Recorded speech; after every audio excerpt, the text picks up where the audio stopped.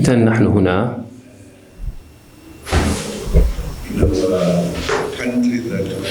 في بلدنا وكنا معا على مدى سنوات، وكان فيما بيننا الكثير من المباحثات وفي أوقات مختلفة، وكان من المفترض أن أكون مع القادة في إفريقيا لكي يكون لدي نقاشا مستفيضا. أنا الآن كما تعلمون زعيم لحزب سياسي واسمه رمح الأمة من أجل تغيير جنوب إفريقيا، واستنادا على ذلك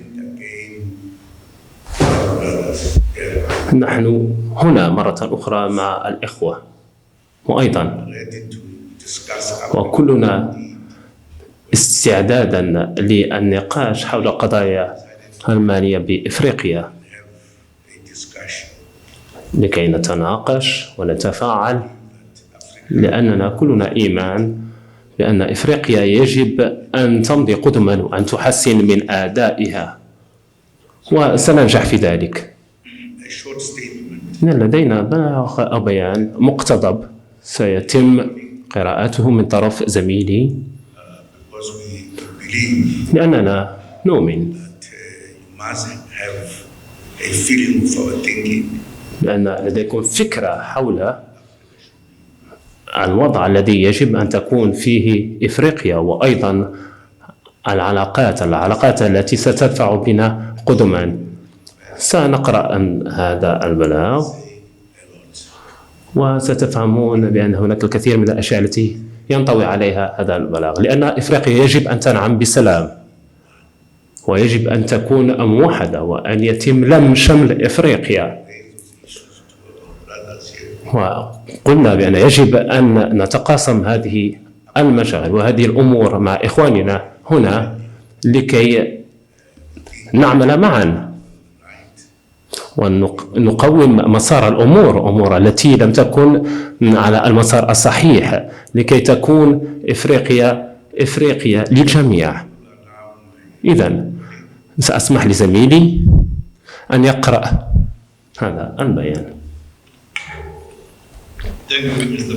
شكرا سيد الرئيس. اسمي مغازاما نزوبي، رئيس، وأنا أيضا رئيس لجنة العلاقات الدولية لحزبنا. إذن سأقرأ باسم الرئيس زوما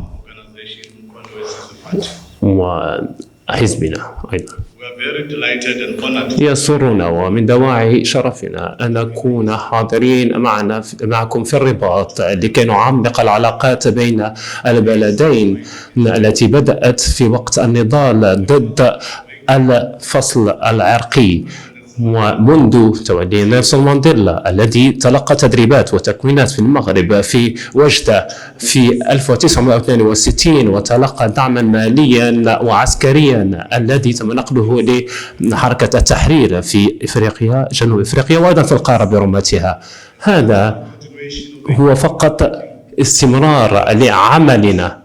والرئيس زوما التقى مع جلالة الملك في 2017 خلال قمة الاتحاد الأوروبي وأيضا الاتحاد الإفريقي في كوت ديفوار، وهذا يبرز أهمية العلاقات الثنائية بين بلدينا جنوب إفريقيا وأيضا المغرب. وخلال هذا اللقاء بين الرئيس زوما وجلالة الملك، القادة اتفقا على طريقة لوضع حل للعلاقات بين البلدين لكي نحلحل هذه العلاقات، وأيضا يكون هناك تبادل سفراء. إذن العلاقات بين بلدينا لديها إمكانات كبيرة جدا لكي نحقق أمور عظيمة.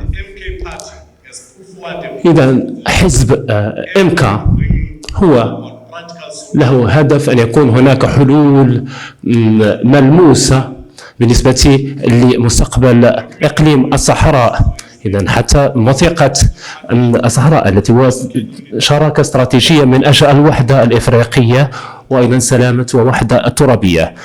في هذه الوثيقة الحزب هو تطرق إلى عناصر أخرى التي هي تفتح فصلا جديدا في العلاقات الثنائية من أجل الوصول وتحقيق والدفاع على المصالح الثنائية بين بلدينا، وأيضا لكي نصل إلى نموذج للعلاقات الإفريقية. إذن آخذين بعين الاعتبار الأمور الجيوسياسية وأيضا بلقنة إفريقيا التي تضعف من همة القارة، الحزب هو منذ نشأته والتزم بالدفاع عن سيادة ووحدة الدول الإفريقية، وله صدى كبير مع جنوب إفريقيا التي هي تتصدى لبعض الجهات التي تحاول أن تودي بسلامتها الترابية ووحدتها الترابية. نحن نأخذ بعين الاعتبار الدعم الكبير لمخطط الحكم الذاتي الذي أصدره المغرب.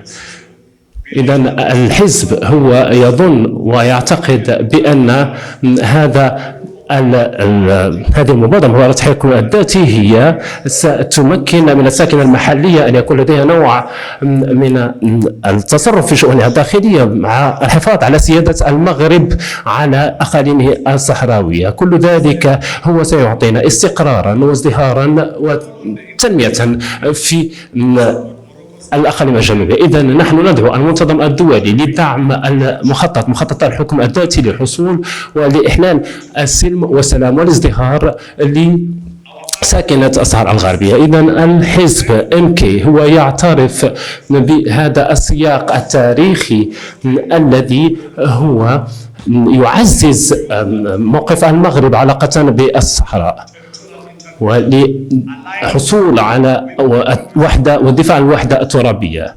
والحزب هو يلتزم بالدفاع عن سيادة الدول الإفريقية ووحدتها. إذن هذا هو الموقف الرسمي لحزبنا وباسم رئيس هذا الحزب، وشكرا جزيلا لكم.